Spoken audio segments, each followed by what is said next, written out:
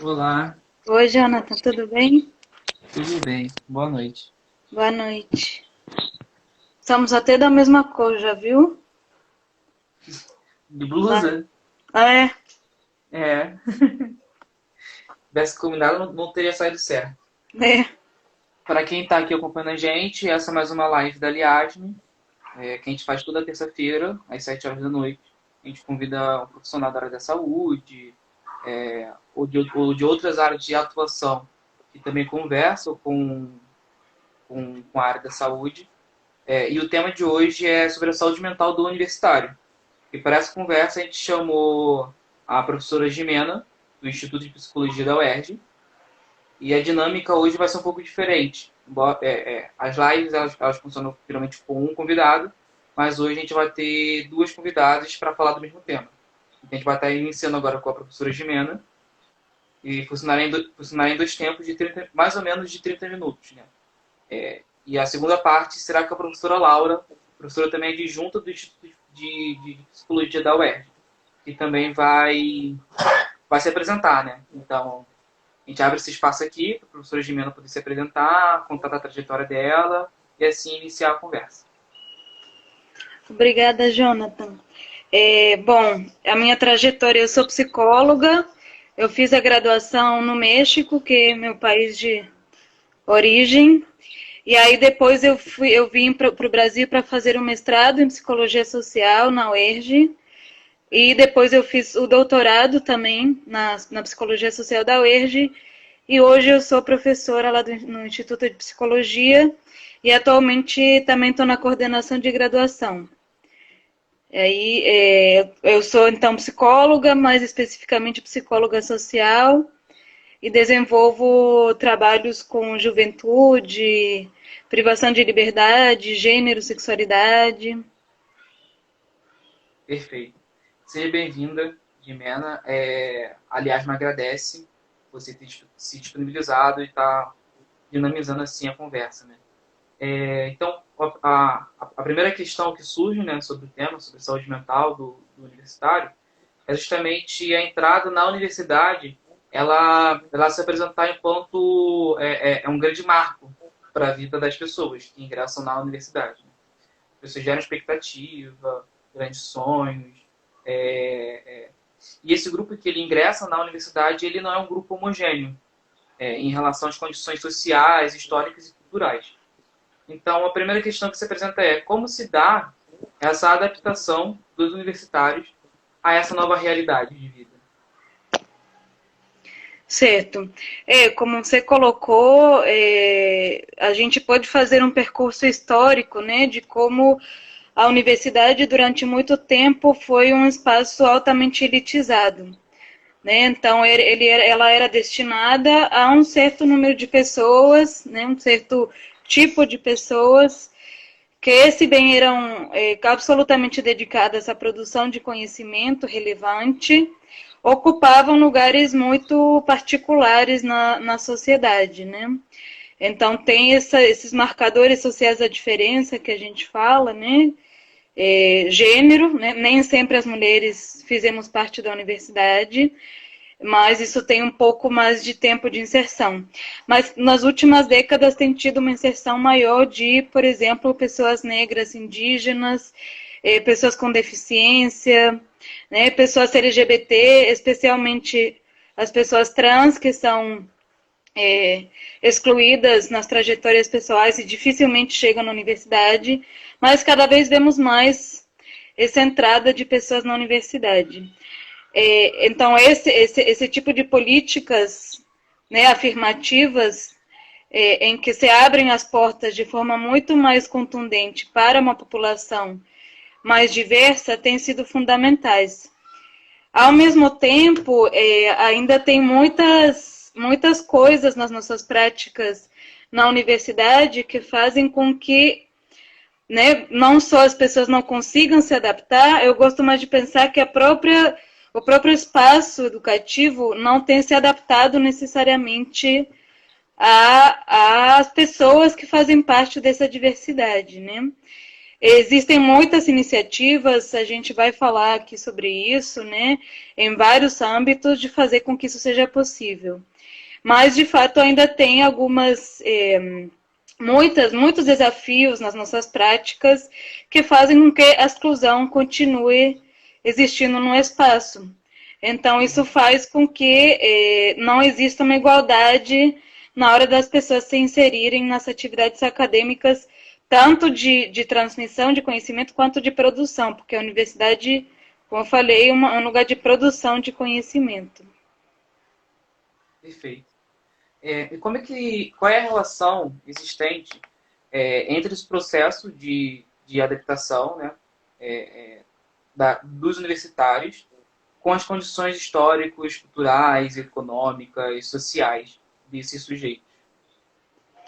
Então, é isso. A universidade tem vários atravessamentos aí, né? Desses marcadores, como são raça, classe, gênero, sexualidade, desde o momento de como a gente acessa o espaço universitário, né? Agora que a gente está pensando em todas as questões que colocam o isolamento social, outras aparecem, né? Então, como se chega ao espaço, a distância, né, da qual estamos na universidade, os recursos que a gente tem para se dedicar a atividades acadêmicas, o próprio percurso familiar, que em alguns casos já tem uma maior proximidade com o que envolve estudar na universidade, porque a gente sabe que a demanda, né, de estudo, de atividades, aumenta na entrada da universidade, né, e se pluraliza também, né, se multiplica. Então, existem questões como essa, existe o próprio fato de poder se dedicar exclusivamente à universidade, existe a questão da acessibilidade, né, uma coisa que aparece bastante colocada por pessoas com deficiência, né, ainda falta muito para a gente conseguir com que todos os nossos materiais e as nossas pedagogias sejam acessíveis, a própria estrutura universitária. Tem um exemplo que assim pode parecer muito básico, mas que tem sido colocado bastante, e gosto de colocar, né? A gente pensa na população trans. A população trans, né, tem sido, como eu falei, excluída socialmente na trajetória, consegue chegar na universidade, mas não é só chegar, né? Tem uma série de questões, desde que o nome da pessoa, o nome social esteja, por exemplo, na pauta, né? Que ela seja chamada pelo nome com o qual ela se reconhece, pelo professor, pelos colegas. Tem a questão do banheiro, né? É isso, pode parecer uma coisa tão simples, mas que faz parte, porque se a gente está o dia todo na universidade, a gente vai usar o banheiro, né?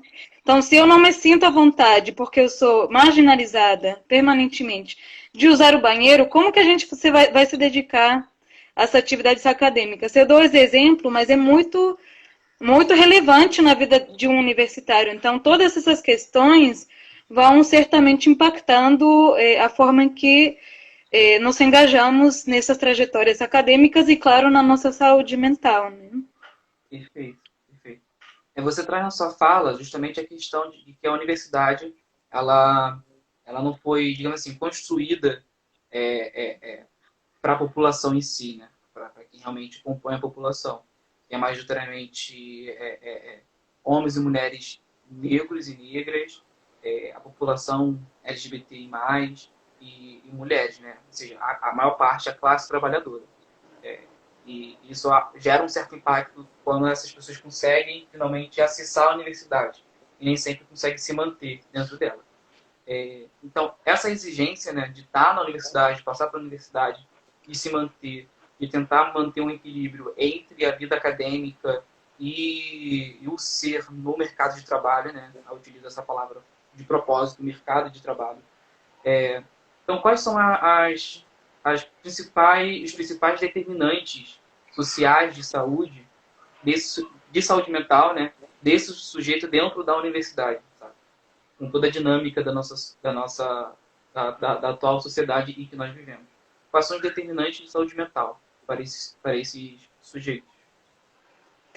Essa questão que eu falei, na dimensão de se sentir dentro, mas ao mesmo tempo, de certa forma, excluído, né, marginalizado, não fazendo parte, claro que vai produzindo e tem sido, né, registrado por várias instâncias, inclusive, que têm se debruçado sobre isso nas universidades, vai produzindo ansiedade, depressão, a gente vê muito isso, né, na UERJ, estresse e outro tipo de somatizações que provém disso. E por isso também que é importante, né, eu acho importante falar desse movimento de exclusão, mas também de quanto isso tenha sido colocado na pauta, né, das universidades e tem acontecido mudança justamente pensando nesses processos, né? Então, por exemplo, uma outra questão que eu não falei, né, que tem sido muito discutida na psicologia, por exemplo, é de que forma nas próprias disciplinas nos sentimos ou não contempladas e contemplados. Né? Então, como que eu vou me reconhecer nos conteúdos que eu estou aprendendo, se eles não fazem parte do meu cotidiano? Então, isso tem sido muito importante e principalmente pela presença dos movimentos sociais nas universidades, de forma a garantir, porque claro que esse reconhecimento, né, vai fazer com que a gente se sinta também mais parte do que a gente está aprendendo, um conhecimento que vai ser levado à minha vida, que vai ser levado ao compromisso social que eu tenho com a minha comunidade na hora de entrar na universidade, né? Então, o fato de se sentir reconhecido também acaba, claro, impactando a saúde mental, porque aí a gente está falando da saúde mental não só de forma individualizada, né? Mas de forma coletiva, que também é um dos determinantes que a gente vê nas lógicas mais hegemônicas, digamos assim, nas instituições educativas. Essa individualização, tanto do docente quanto do aluno, né, a tal da meritocracia que a gente tanto fala, porque aí é você que tem que se esforçar. Você já está aqui dentro, então agora é você que tem que se esforçar para se adaptar, para se entender. E não, quando a gente propõe um movimento coletivo, não, todo mundo temos que fazer com que essas questões apareçam nos nossos conteúdos, que apareçam no nosso encontro também, né? Por exemplo, tem alunas que levam os filhos e filhas para a universidade, né? É uma condição muito presente ainda, né? A sobrecarga do cuidado nas mulheres. Então, algumas alunas não têm, nesse momento, uma rede capaz de absorver o cuidado da criança. Então, levam a criança. De como que a gente abraça esse tipo de realidade que faz parte da universidade, né? Então, é importante pensar nisso tudo, como vai impactando a saúde mental e que estratégias a gente cria, tanto de forma institucional, quanto de forma micropolítica mesmo, né? No nosso próprio encontro do dia a dia. Sim. Ou seja, pensar na saúde mental do universitário não é pensar simplesmente no sofrimento psíquico da pessoa, depressão, ansiedade. É pensar justamente a estrutura da universidade, sobre qual estrutura ela foi construída, sobre qual projeto político, sobre como ela se põe perante a sociedade, que não fique suspensa da realidade concreta e social, né? Das pessoas, da classe trabalhadora, das mulheres, homens negros, LGBTI+, mas que tenha como princípio político justamente ter o pé no chão e partir da realidade concreta, da realidade social, e não simplesmente, por exemplo, é até uma questão que costuma gerar polêmica, intervenção para evitar tentativa de suicídio. Simplesmente colocar telas nas janelas, enfim, em lugares altos. Simplesmente colocar isso não muda a estrutura da universidade, não muda o determinante social, o determinante cultural, econômico, estrutural de saúde mental, né? É super importante partir desse debate tendo isso em mente. Não individualizar, como você colocou. A questão da meritocracia e individualizar. Na sua fala, você acaba contemplando o segundo ponto de pauta, que seria quais são as questões que aparecem entre os discentes, né, entre os universitários, no que tange a saúde mental. Aí, se você quiser dar mais uma aprofundada nisso, né, como você tem percebido isso, quais são os principais quadros de sofrimento psíquico, de saúde mental que aparece nos universitários, fica à vontade. Se você acha que já contemplou, a gente pula para o próximo ponto de pauta. É o que eu falei, né? Muito questões de depressão, de angústia, ansiedade, tentativas de suicídio ou suicídio efetivamente. E assim, mas só complementando também uma coisa que você falou, que eu acho que é um tema muito relevante nesses dias, né? A gente tem percebido o quão importante é a universidade, né? A UERJ, sobretudo, o amor absoluto por ela, né? Porque, como você falou, para que é a universidade? Então, a gente está se recolocando qual o lugar da universidade, da ciência nas nossas vidas. Então, que isso faça parte de todas e todos nós é importantíssimo. Então, tem essa questão do cuidado individual, claro, tem que ser oferecido. Acompanhamento psicossocial, mas também todas essas atividades coletivas, por exemplo, a UERJ Sem Muros, né, que realmente os próprios estudantes, como eu falei, sintam que o que está acontecendo ali faz parte da sua vida e que as pessoas da comunidade, né, por exemplo, ao redor da UERJ, se sintam contempladas. Isso tudo faz parte também dessa saúde mental enquanto uma questão coletiva e pública, né? Sim, exatamente. E que a universidade seja realmente um lugar da população, né? Que não seja... Eu sempre costumo fazer isso nas minhas intervenções e em momento que eu faço fala, é que a gente tem que extrapolar esse pensamento de universidade pública, estatal, gratuita. A gente tem que pensar numa universidade que seja realmente do povo, que seja da população. E não é simplesmente, por exemplo, um dos grandes carros-chefes da universidade, né, do tripé que compõe a universidade, é ensino, pesquisa e extensão. Como pensar o ensino, a pesquisa e extensão de forma a construir conhecimento com a população. Uhum. E isso girar a chave do entendimento quando a gente olha para a universidade hoje em dia. Que o ensino, ele muitas vezes parece como algo muito rígido. Aquela matéria que corresponde a um corpo de uma profissão tem que ser passado para os universitários, né? Se prende aquilo. Com algumas exceções, é claro. A pesquisa, se for analisar bem, das mais estanques entre a universidade e a população, é a pesquisa, né? Fica ali dentro da estrutura dos muros da universidade, da academia.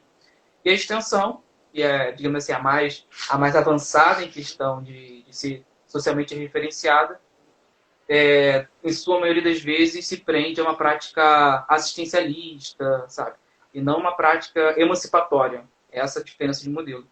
Que não seja uma universidade socialmente referenciada para prestar assistência à população, mas que seja uma universidade socialmente referenciada para construir projetos emancipatórios com a população. Isso gira a chave no entendimento.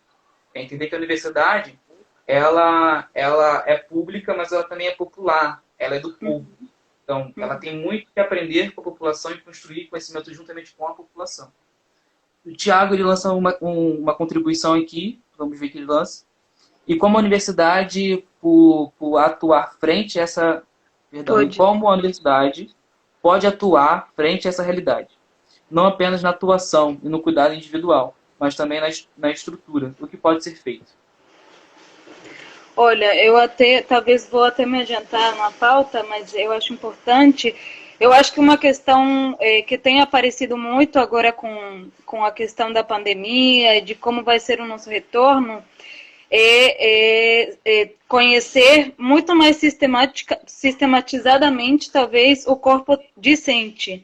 Eu acho que isso é fundamental. Assim, esses levantamentos que estão se fazendo, a gente fez na coordenação da psicologia, da realidade em que os alunos vivem, é fundamental, né? Justamente para entender que determinantes sociais, culturais, históricos o aluno tem ali, né? Na hora que está na nossa frente, na sala de aula ou na sala de reuniões.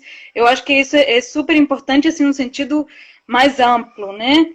A gente fez esse levantamento agora na pandemia e talvez não se tinha antes, né? Uma necessidade tão presente de saber quantas conduções que o aluno pega para chegar na universidade, se ele trabalha ou não. Claro que são coisas importantes, por exemplo, o fato de alguns cursos serem oferecidos à noite, já contempla, né, uma população que trabalha durante o dia. Então, não estou dizendo que não aconteça. Mas eu acho que, eu não quero ser romântica, mas assim, o que esse momento está nos colocando? Para mim, essa tem sido uma das movimentações importantes, se aprofundar mais em conhecer amplamente quem o corpo discente.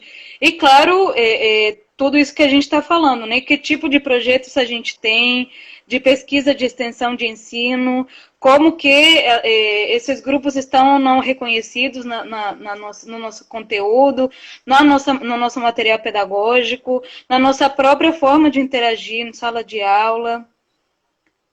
Perfeito, perfeito. E aí a gente se aproxima já da terceira pauta, que é justamente, como a gente está falando de partir da realidade, partir da vivência dos universitários, que é o contexto que a gente está vivendo. Né? Uhum.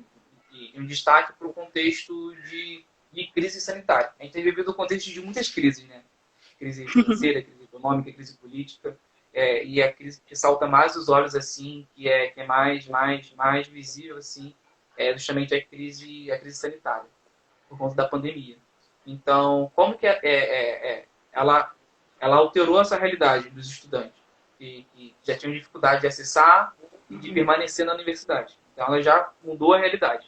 Então, com essa necessidade de distanciamento social, tem se aprofundado muito o debate da questão do ensino remoto, emergencial, para uma tentativa aí de retornar à atividade de ensino, nem a atividade da universidade. A universidade, ela não parou. Né? Quem está dentro dela sabe a quantidade de trabalho e que talvez, muito provavelmente tenha aumentado nesse período de isolamento. Então, quais são os impactos que a questão do isolamento social pode gerar para a saúde mental do universitário? E se ao assumirmos um ensino remoto e emergencial, isso pode ser benéfico para o universitário, pode ser maléfico, em questão de gerar impactos negativos. Quais são os impactos e as influências de toda essa conjuntura dada? Uhum. Bom, eu vou falar um pouco sobre o percurso que a gente tem tido na coordenação de graduação da psicologia, né?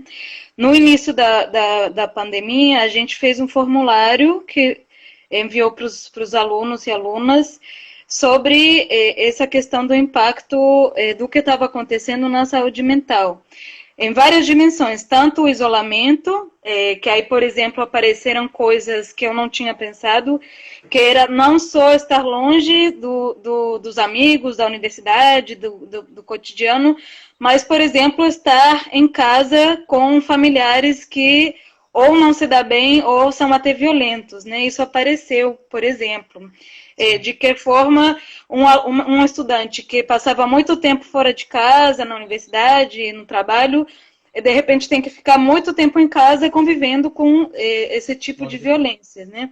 Então tinha essa dimensão, tinha a questão do excesso de informação. A gente perguntava, você sente que está tendo um excesso de informação, tipo bombardeio? Alguns falavam que sim, mas que mais do que o excesso, era mais a questão de que as informações que a gente está recebendo são bombas mesmo, né? Porque falam dessa falta, essa ausência de política pública de saúde que atenda a esse momento tão crítico.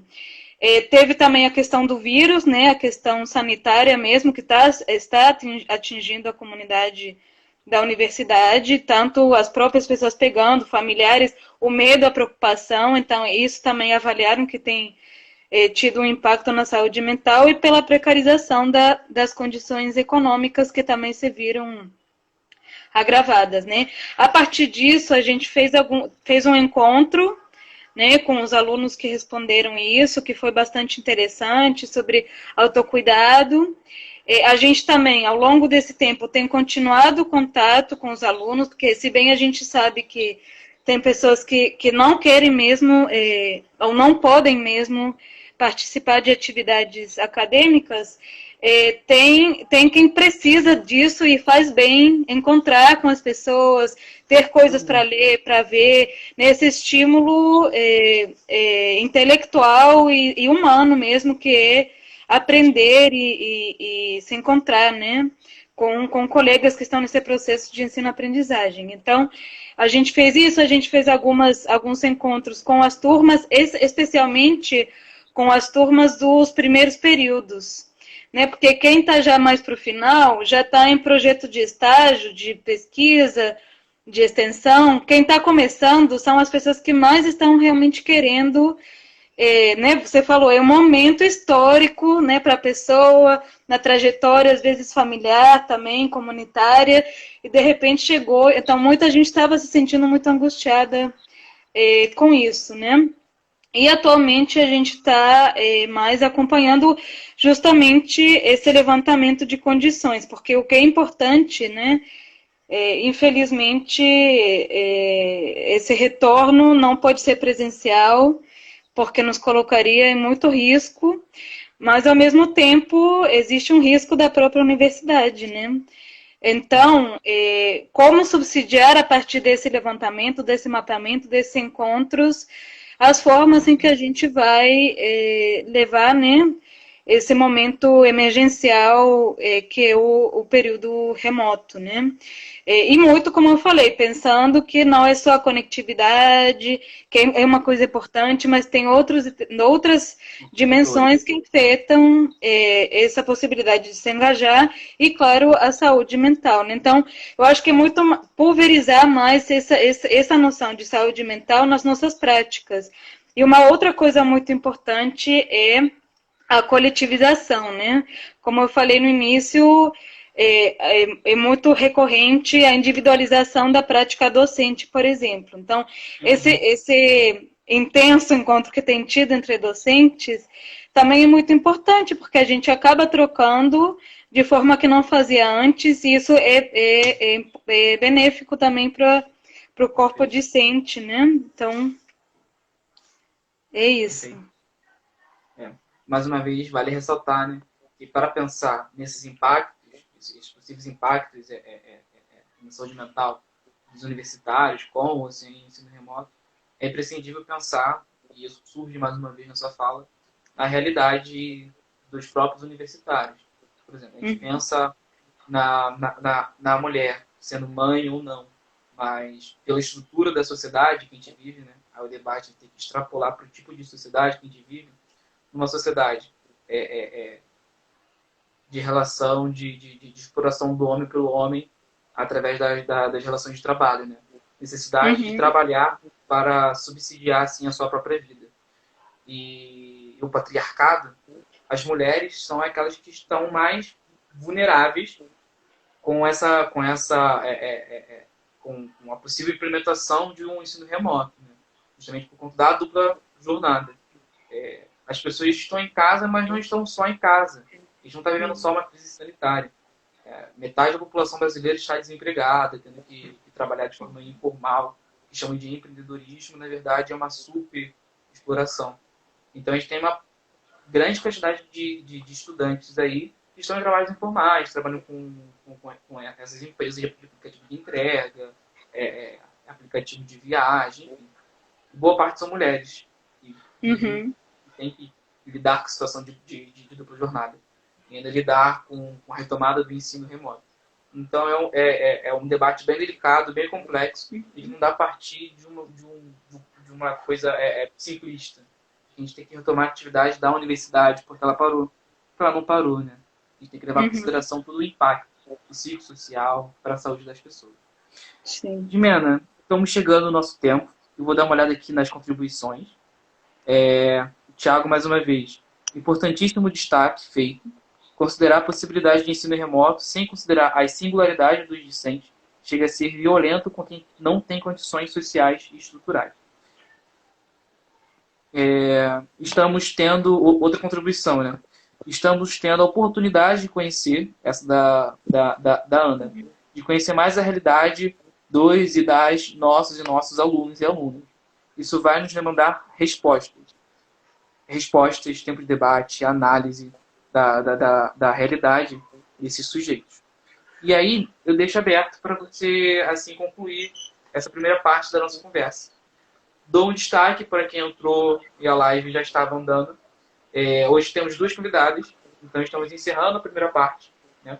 E vamos iniciar a segunda parte com a segunda convidada, a professora Laura, do Instituto de Psicologia. E aí deixo aberto para a professora Jimena, assim, fazer as considerações finais e encerrarmos a live. A Muito primeira parte. obrigada. Obrigada, Jonathan. Eu achei ótimo, é uma ótima discussão e muito importante ela ser interdisciplinar, né? A gente trocar realmente entre as nossas profissões, que tem muito que se alimentar, né, entre elas, e é isso, e é importantíssimo, como a Ana falou, pensar na realidade agora e sempre, né? Porque essas coisas sempre estiveram ali. Só, né, para concluir um exemplo, outro assim, a questão do assédio sexual, por exemplo, né? Uma questão que acontece muito assédio dentro da universidade, né? Onde mulheres jovens estudantes são alvo. Então, essa é uma outra questão que aparece na presencialidade e que a gente tem que se debruçar, né? Porque certamente impacta, de novo, a saúde mental. Como que eu vou fazer uma prova, entregar um trabalho, um professor né, que está me assediando? Então, levar essa reflexão para agora, porque realmente o momento é crítico, demanda, mas tem que ser para sempre. Já existia, mas eu acho que essa reflexão tem que se intensificar, né? Sim, aprofundar o debate, né? Uhum. Então, professora Jimena, muito obrigado. Em nome da Liga de Saúde Mental, a gente agradecer por ter contribuído ricamente no debate, que só está se iniciando. Esse debate não se encerra aqui. A gente precisa levar essas considerações da saúde mental do universitário, dos professores, dos trabalhadores terceirizados, e de Sim. toda a comunidade acadêmica, para os espaços pertinentes a esse debate. E não é simplesmente uma questão de disponibilizar aparelhos, tem outras condições, outras realidades, outras camadas da realidade concreta que temos de levar em consideração. Então, te agradecemos muito por ter contribuído nesse debate, para o início desse debate, tá bom? E vamos encerrar agora essa primeira parte e vamos iniciar a segunda parte com a professora Laura, tá bom? É isso, muito obrigado. Obrigada.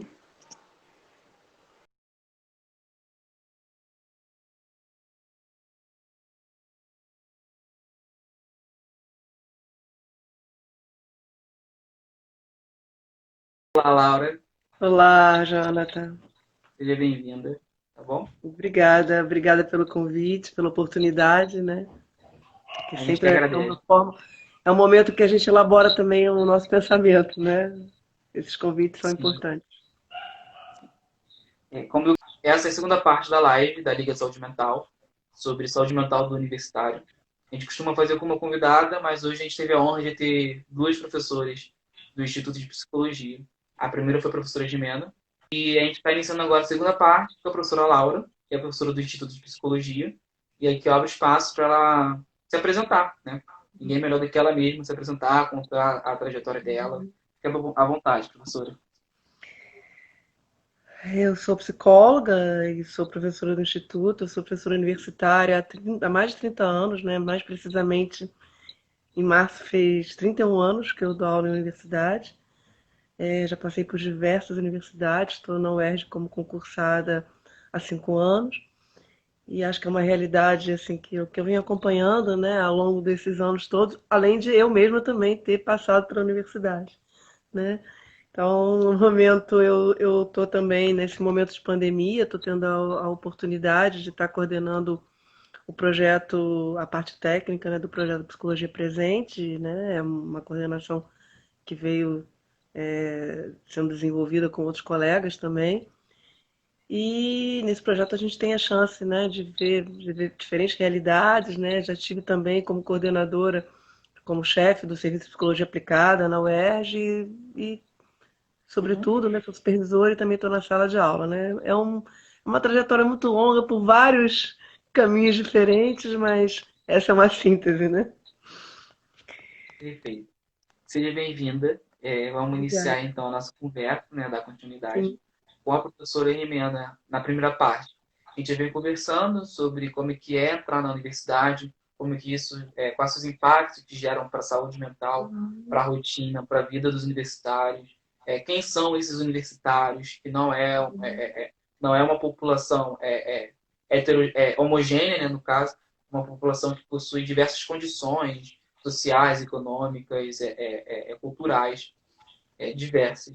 A gente passou também sobre a questão de quais são os principais quadros de sofrimento psíquico que surgem e de como a mudança da realidade, né, com a crise sanitária, com a crise política, crise econômica, vem impactando na saúde mental desses universitários. A gente introduziu esse debate e a partir dele, né, a partir dessa questão, a gente vai iniciar essa nossa conversa, né, de como você enxerga a mudança da conjuntura, né, devido à pandemia, à necessidade de isolamento social, a possibilidade da implementação de ensino remoto, como tudo isso impacta a saúde mental dos universitários, a partir da mesma questão e dar seguimento. Ok. Eu queria voltar um pouquinho, né? Enquanto eu estava escutando a Rimena, que eu fui acompanhando também, né? Eu me lembrei de uma história, né? Que eu acho que ela é uma história da história, né? Que eu acho que ilustra um pouco, obviamente, em outro contexto, né? Os desafios que muitos enfrentam, né? Para entrar na universidade, né? Eu me lembrei da história da Rita Lobato, que foi a primeira mulher a entrar na Faculdade de Medicina no Brasil. Ela tinha 16 anos, ela precisou da autorização do imperador Dom Pedro II, né, porque não era permitido as mulheres entrarem na universidade. Ela cursou medicina na Universidade Federal da Bahia. E um dos primeiros desafios, né, é que lá não tinha um banheiro para ela, né, não tinha um banheiro feminino, né, eles precisavam improvisar um banheiro para que ela pudesse cursar medicina. E o segundo desafio foram nas aulas de anatomia, que ela, como uma mulher solteira, não podia ver corpos nus.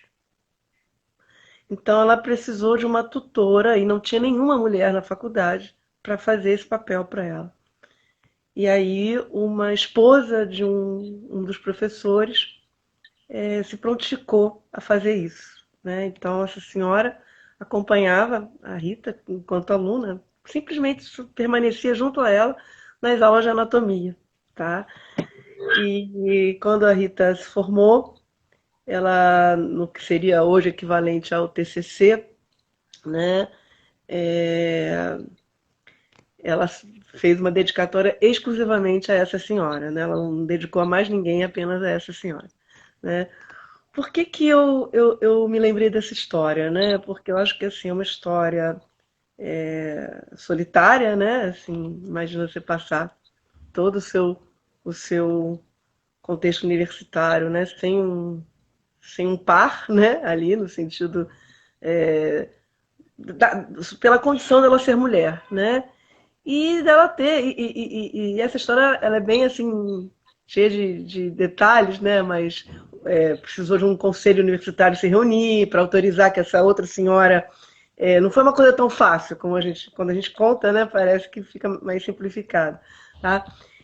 E acho que isso eu me lembrei dessa história porque eu acho que ela problematiza uma questão, né? Que parece que ela é antiga, mas talvez ela não seja, né? A ideia de que há uma universidade absolutamente inclusiva, que leva em conta todas as questões, né? Questões que nesse momento é que estão podendo ser discutidas. Então, eu acho que acho que é o aspecto, né, potente da universidade, né, abrir espaço para novas discussões, e o aspecto que ainda precisa ser revisto, né? Estamos aqui nesse momento com um enorme desafio, algo que acho que não pode ser pensado em nenhum outro contexto, né?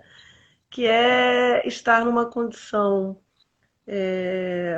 de isolamento, né? De medo também, né? Que isso é um isolamento em função de uma possibilidade, né? De você colocar a sua vida em risco, a vida das pessoas que você ama, enfim. E, ao mesmo tempo, né, tendo que enfrentar questões que já estavam sendo enfrentadas antes na universidade, né, nessa luta pela inclusão, nessa luta para um ensino que olhe com cuidado para uma formação integral. Tá? Então, a gente carrega, historicamente, uma cisão, né, como se houvesse uma cisão entre a educação, né, no sentido conteudista, e a educação para a formação, né, integral desse sujeito, né, que vai estar no mundo e vai estar na realidade brasileira.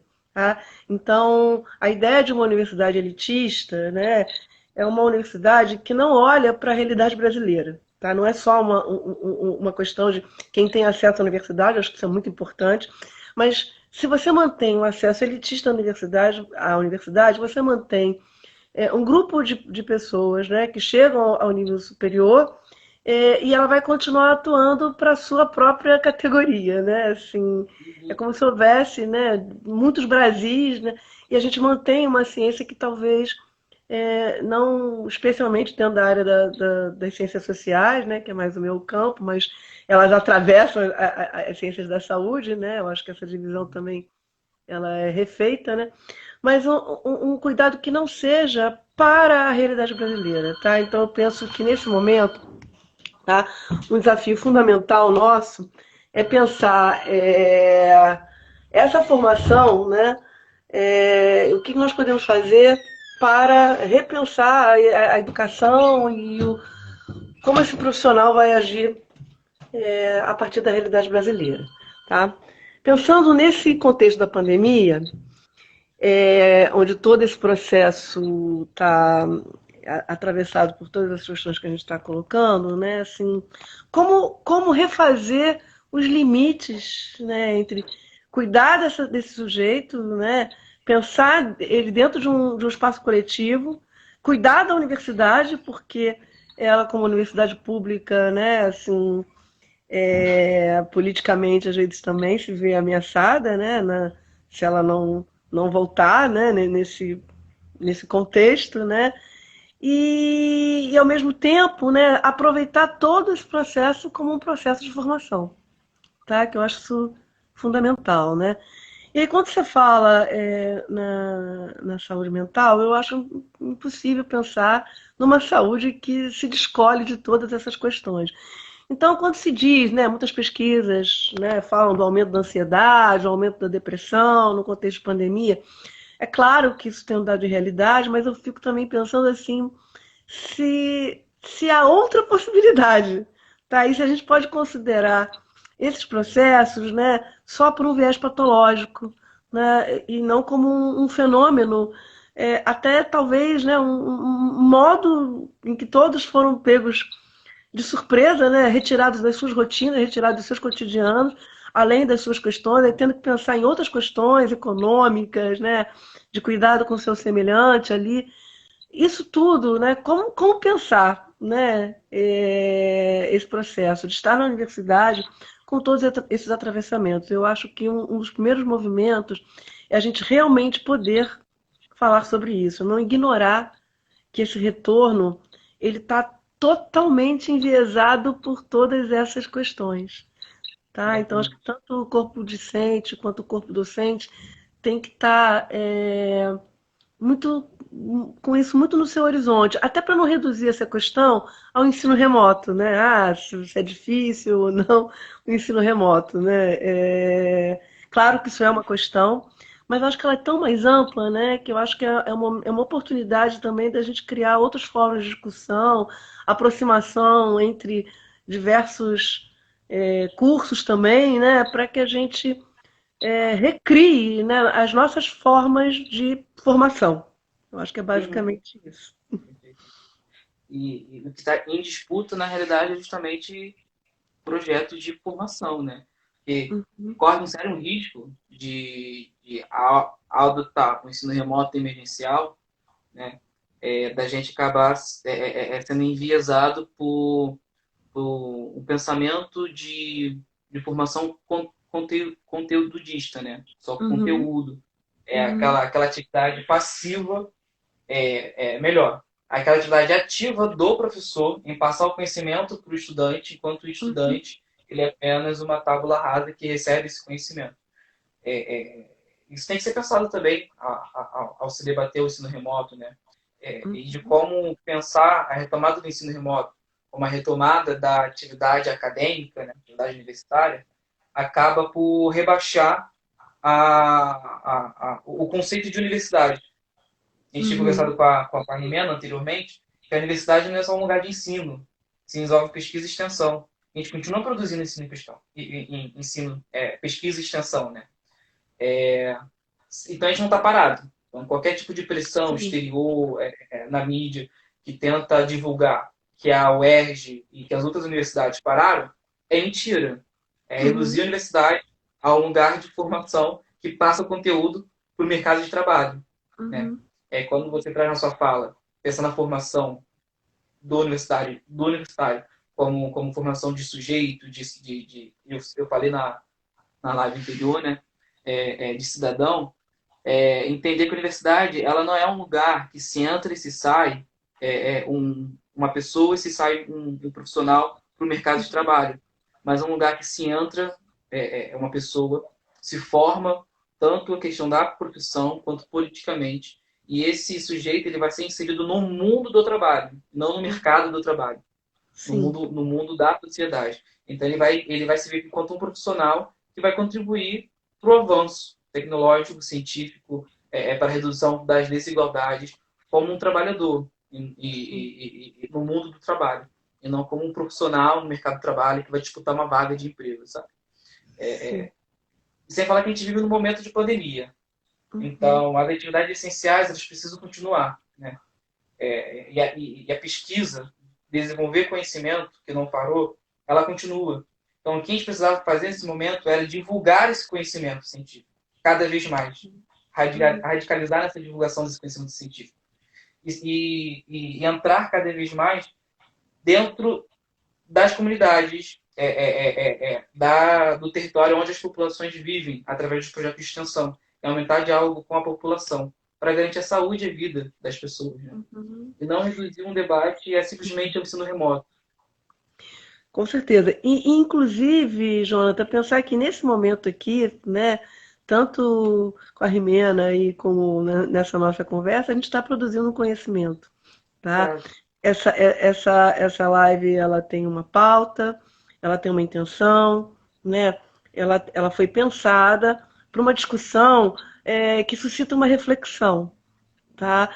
Então, acho que a partir de quem está nos escutando, quem está nos acompanhando, né, pode buscar, né, outros materiais, ou se inspirar, ou até mesmo ter uma ideia, né, a partir daquilo que está sendo discutido aqui, e isso ser trazido para o campo. E isso está sendo produzido, olha só, acho uma coisa bem bacana, né, com um discente, uma docente, tá, de áreas diferentes, podendo Sim, traçar um diálogo.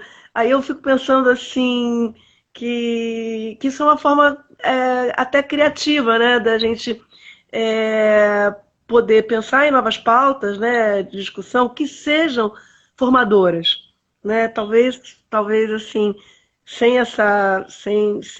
esse momento a gente não pudesse encontrar, não que é, não tome isso como uma questão só de pensar em nenhum lado positivo, mas de pensar assim, que há um grupo pensante, né, que continua pensando e sim, continua tendo necessidade de produzir conhecimento a partir de uma realidade que se impôs a nós. Tá? Então, eu acho que exatamente. isso é muito interessante, né? Até porque, e acho que poder expandir um pouco essa ideia, né? Porque se a gente encolhe a ideia, né, só pensando na saúde mental, como ansiedade, depressão, enfim, pânico, que também isso são contornos, né, de formas de expressão, né, eu acho que a gente, é isso que você colocou, né, você se instrumentaliza só de uma forma linear, né? E é um pouco do que eu estou colocando aqui, né? Mas será que a gente pode pensar que essas reações, nesse contexto, elas não fazem sentido? E se elas fazem sentido, será que elas só podem ter um olhar patológico? E que outras Uhum. maneiras a gente pode pensar para acolher essas manifestações, né? Sim, perfeito. Uma outra questão que se coloca, né, naquele nosso roteiro, nossa pauta, pensando tudo que a gente conversou até agora, né? Tanto o período pré-pandemia e o período que a gente Uhum, está vivendo em pandemia, isolamento social. com possível ensino remoto, que vai ser mais uma mudança na realidade dos estudantes. Como é que os estudantes, quais são as possibilidades de autocuidado, sabe, para o estudante, tanto em período pré-pandemia, quanto esse momento de pandemia, de isolamento social. Eu acho que a primeira coisa que eu diria, Jonathan, é assim, repensar essa exigência, né? Uma exigência muito excessiva sobre si, né? Ou até mesmo sobre o tempo, que eu acho que é uma coisa que também tem surgido, né? Assim, planos que talvez não possam se cumprir no tempo cronológico, né? Porque há uma mudança de calendário e tudo mais. Pensar que todas essas exigências elas vão amplificar seu sofrimento, tá? Então acho que ter poder sim ter uma responsabilidade, né, sobre o seu momento, sobre essa formação, né, mas não como um imperativo, né, no sentido de causar dor, né? Então acho que esse é um primeiro movimento. Acho que um segundo movimento é poder acolher, né, acolher esses acontecimentos, né, sem tanto desespero, né? Ou seja, nesse momento talvez seja inevitável sentir o que você está sentindo, né? Acho que a terceira possibilidade, né, seria também não viver isso só, tá? Acho que buscar um pouco a sua rede. Eu sei que, né, nem todos, por exemplo, estão em casa, confinados, com uma família amável, acolhedora, né? Às vezes tem situações muito difíceis, né? Até de confrontos, né? E aí, que outras redes, né, que você pode acionar? Não ter esse constrangimento, né? E nesse sentido até acho importante dizer, né, que a UERJ ela tem algumas redes que podem ser acessadas por esse estudante, inclusive o próprio Psicologia Presente, né? Mas também não precisa ser exatamente isso, pode ser até esse encontro, né? Estar num encontro como esse, ou sua rede de amigos, né? Mas entender que esse é um acontecimento que está atravessando a todos, né? E acho que nesse movimento de autocuidado, né, é muito importante você estar atento ao seu corpo também, no sentido assim de buscar formas, né, de desacelerar, né, desacelerar um pouco o pensamento, né, respirar um pouco mais devagar e também assim buscar se aproximar daquilo que possa te fazer bem, sem negar o que está acontecendo, tá? A gente está vivendo um momento difícil, né? E acho que quem é da área da saúde, né, eu acho que ainda tem uma inquietação muito grande, porque nós estamos diante de uma realidade onde a população ela não está recebendo o cuidado devido, né? Ela não está recebendo o devido respeito, né? Isso atinge especialmente nós que somos da área da saúde, né? Porque há uma inquietação nossa nessa busca, tá? Então, eu acho que é você não perder isso de vista, mas filtrar um pouco também aquilo que te chega, né? Porque assim, é como se eu pudesse pensar numa metáfora, é como se você criasse um contorno para você.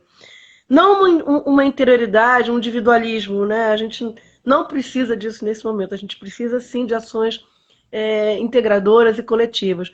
Mas é importante que você tenha um contorno para que você não seja engolido por todo esse mal-estar, né, que nos acomete. Então, esse contorno é um exercício diário. Eu acho que não é uma coisa fácil nem simples. E parte dessas coisas que eu comentei aqui, né? De criar menos exigências, aceitar um pouco mais o momento, buscar redes, filtrar o que você recebe de informação, né? E fazer esse contorno aí do que é possível. Conseguir acessar a rede para o autocuidado, né? E pensando na questão da universidade, nos espaços de cuidado na universidade. Como que se configura esses espaços de autocuidado na universidade? Eles são interdisciplinares? Olha, eu acho que a gente precisa travar mais diálogo nesse campo. Eu vejo poucos espaços interdisciplinares, né?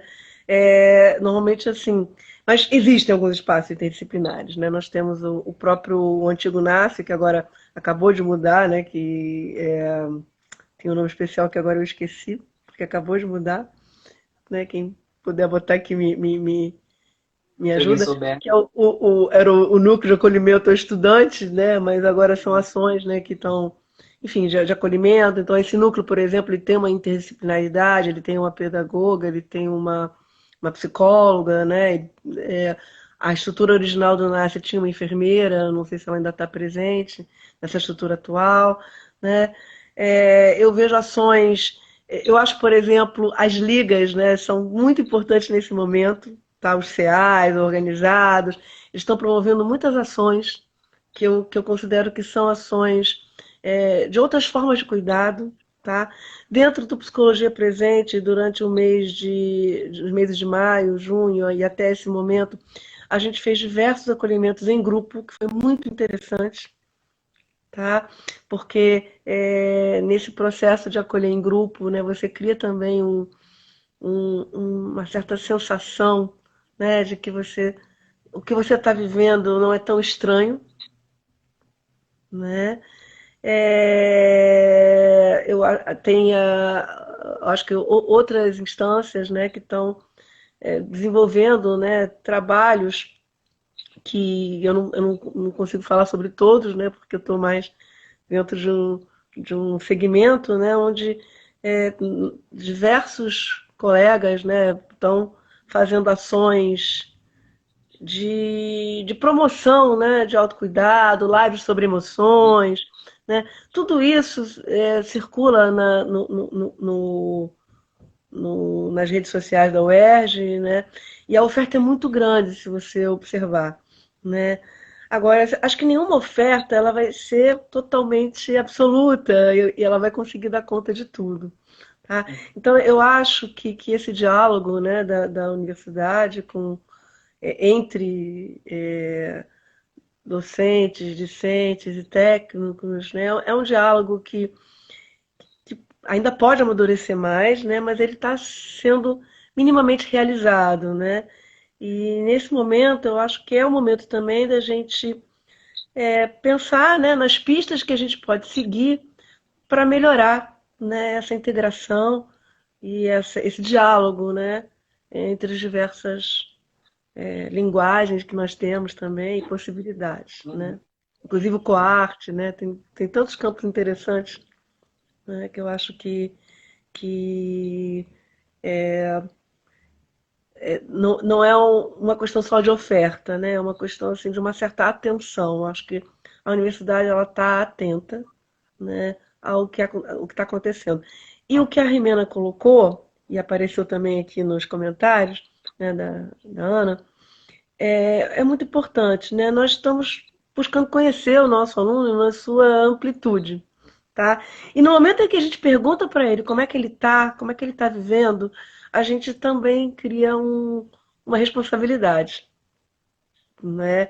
Ou seja, no momento em que você cria um formulário que ele não é só de dados, né, que de alguma maneira tem aspectos qualitativos, a gente cria uma responsabilidade que ela passa a ser coletiva, tá? E é por Uhum. isso que a gente vai lutar, né?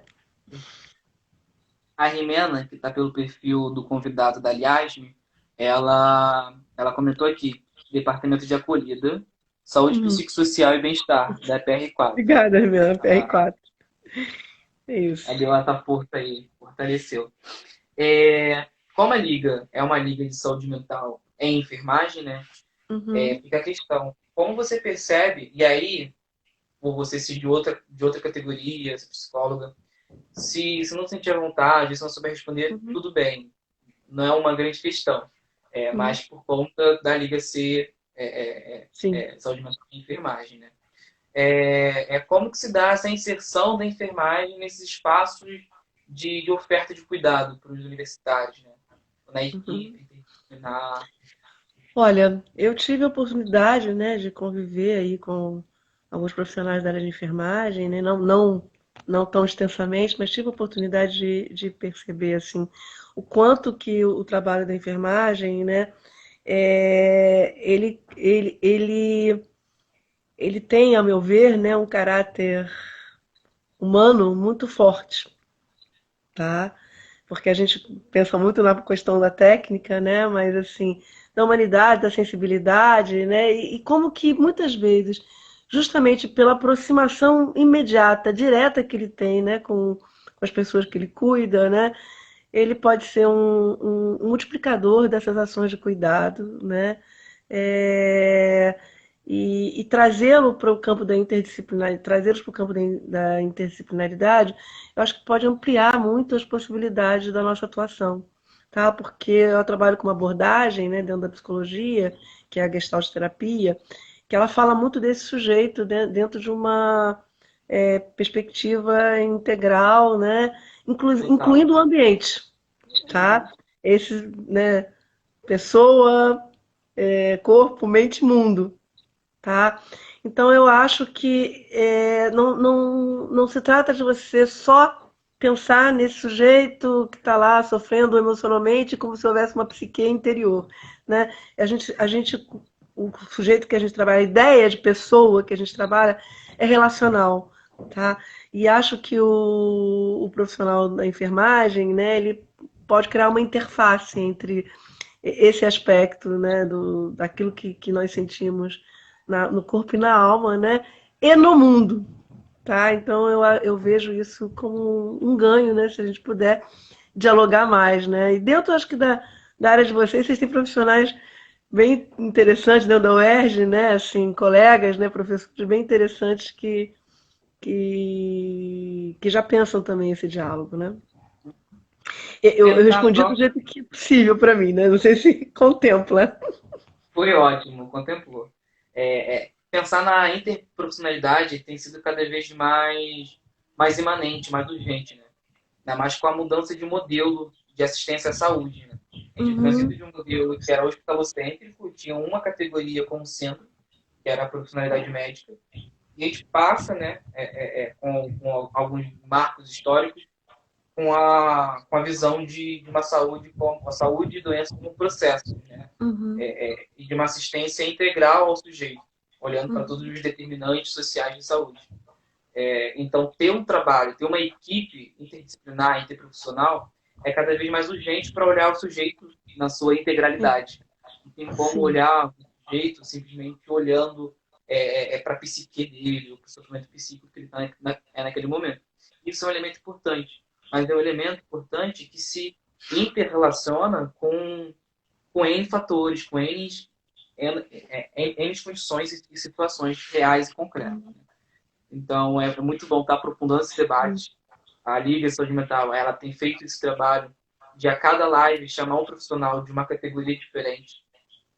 Já tivemos profissionais aqui de educação física, fono, psicologia, serviço social. E é isso. Só enriquece o debate. É E aí, porque o cuidado, né, ele é um processo circular, né? Ele não é uma ação direta, né? E acho que ele se faz no gesto, ele se faz no olhar, ele se faz, sabe, de uma maneira que ela não é puramente técnica. E acho que esse pensamento, né, que transborda e que traz esse diálogo para a área da saúde, né, é um pensamento importante para a gente trazer para a nossa formação, tanto da psicologia quanto da enfermagem. Né? sim, perfeito.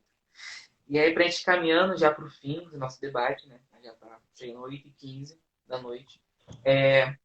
Qual é o compromisso? Ainda pensando na questão, né, dos espaços de cuidado, dos dispositivos dessa rede de cuidado, da equipe, qual é o compromisso e a responsabilidade e a disponibilidade da universidade na relação com a saúde mental dos discentes? Então, qual é o compromisso, a responsabilidade e a disponibilidade da UERJ em relação à saúde mental dos discentes? Laura, o teu vídeo travou para mim. Você está me ouvindo? Temos o teu áudio? Voltou. Hum. Eu só não peguei o finalzinho. Qual o compromisso com a saúde mental dos discentes? É isso que você falou? Isso, isso. Compromisso, a Olha, disponibilidade, a responsabilidade. eu eu não, né, não sei se eu não posso falar em nome da universidade, é muito grande, mas posso falar como docente, como parte dessa universidade, né, como integrante e integrante de um projeto também, que é o Psicologia Presente, que está disponível, né, para acolher. É, eu acho que esse compromisso, não sei, assim, eu posso falar por mim, né? Acho que quando eu escolhi, porque eu fui dar aula, porque eu quis dar aula. Por que que eu quis dar aula? Né? Porque quando eu fui fazer psicologia querendo muito ser psicólogo. Cheguei na universidade, encontrei uma coisa, me formei na Universidade Federal do Rio de Janeiro, eu encontrei uma coisa completamente diferente do que eu imaginava e me senti muito mal em vários momentos, né? E depois, né, as coisas melhoraram um pouquinho, mas e nem se falava nesse processo de acolhimento. Você caía ali e acabou, né? É isso, se vira nos 30 mesmo. E quando eu finalizei o meu curso, eu pensei, nossa, eu acho que eu posso. É tão interessante, né, isso que eu estou aprendendo, que eu gostaria de poder. Era uma pequena e modesta pretensão, né, e até um pouco ingênua, né? Eu queria poder mostrar para quem chega na faculdade, né, quem chega especialmente na psicologia, que ela é mais interessante do que ela foi apresentada para mim, tá? Então Uhum. essa foi a minha motivação para dar aula. Por isso que eu fui tão cedo para esse campo, né? E com muito entusiasmo que eu sinto até hoje, tá? Porque eu acho que a gente tem um compromisso de fazer a universidade um lugar interessante, um lugar de produção de conhecimento para todos, né? E com todos, tá? Porque o conhecimento não é feito só por quem está ali naquela, vamos dizer, naquele campo intelectual, né? A gente traz uma bagagem, essa bagagem precisa se produzir na interface com a comunidade, não só a gente fazendo pela comunidade, tá? Mas com a comunidade para que a gente possa reconfigurar os nossos próprios cursos. Que essa é uma questão. Será que a nossa grade curricular contempla a realidade e as necessidades da nossa população? A população. Tá? Então Exato. eu acho que assim, é um pequeno desvio, mas eu acho que se a gente tem um curso mais interessante, uma estrutura mais acolhedora, né, a gente cria esse compromisso. E esse compromisso é de todos nós, né? Acho que quem está saindo da universidade, quem está na universidade, né? Quem está chegando talvez seja um pouco mais difícil, porque está chegando, né? Mas à medida que a gente seja mais sensível para essa escuta aí das necessidades do nosso docente, da realidade do nosso docente, dos nossos técnicos, eu acho que a gente vai ter esse compromisso, porque eu não consigo descolar isso com o compromisso da educação, né? Perfeito. Maravilhoso, na verdade. Na sua fala surgiu o que surgiu também na conversa com a Rimena, né? Que é justamente essa universidade que seja com o povo, né? Não Uhum. pelo, para o povo, para a Sim, população. E que, de certa forma, deve se contrapõe e deve se contrapor, por sua natureza, né, a esse projeto de universidade elitista, né, uhum, que fica distante da realidade concreta da população, da classe uhum. trabalhadora. Então, não é fácil, é um longo caminho que a gente tem pela frente, mas Sim, acredito que a gente vai indo, caminhando e juntando cada vez mais companheiros e camaradas nesse rumo aí sim. de literalmente universalizar a universidade. Que o que se produz dentro da universidade seja produzido junto com a população. E que esse Sim, conhecimento também seja produzido no território que a população vive. E que a gente chega numa sociedade em que a gente possa olhar para a universidade e dizer que sim, a universidade é o povo e o povo é a universidade. Isso não é sim. nada romântico, é trabalhar com a realidade concreta. Com certeza. E lembrando que, especialmente a UERJ é a Universidade do Estado do Rio de Janeiro. Ela é do Estado do Rio de Janeiro. Tá? Isso, essa escrita, né, ela precisa ter um impacto, né? Com certeza. Uhum. Exato. Exato. Então, professora Laura, a gente está caminhando para o final. A Sim. gente já passou por tudo com pautas, até extrapolamos em alguns momentos, mas foram todas extrapolações pertinentes e necessárias. Uhum. Isso inclui as contribuições de quem está nos acompanhando. E como professora Jimena, vamos abrir um espaço para você fazer a consideração final e aí vamos encerrar a live. Okay? Olha, eu nem tenho muito mais a dizer. Acho que eu já disse praticamente as coisas que eu achei que eram pertinentes nesse momento, mas eu tenho uma coisa para dizer. Eu fiquei muito emocionada de poder estar com um discente, né, aqui, tá? Assim, sem uma hierarquização, né? E com contribuições, né, tão interessantes que chegam até a mim, né? Então, para mim é isso. Eu acho que isso é o extrato do que eu acredito, né? Da gente poder produzir conhecimento, né? Que seja, como eu falei, circular, horizontal, integrado, né? Realmente de mãos dadas, tá? Sem esse suposto saber. Então, eu agradeço porque aprendo junto agora. Em nome da Liga de Saúde Mental, em enfermagem UERJ, eu agradeço a sua participação, as ricas contribuições que essa conversa proporcionou.